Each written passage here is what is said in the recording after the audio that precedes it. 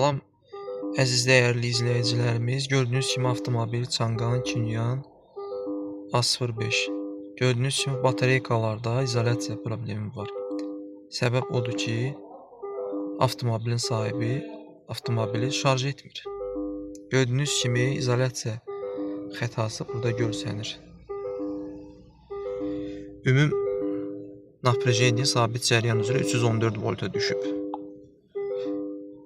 Qardaşlar görürsünüz, içeykalar üzrə bir balaca problemlər var. 5 burada milivolt artıqlıq var. Напряжение 290 volta düşüb. Temperatur 8 minimum olmalıdır, 10 maksimum olmalıdır. Qalxıb 24 dərəcəyə.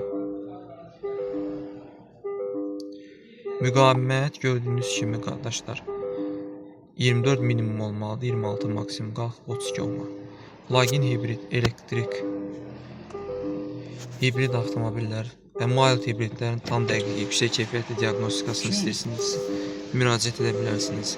Videonun sonunda kommentariyalarda telefon nömrələrimi qeyd edəcəm. Təşəkkür edirəm.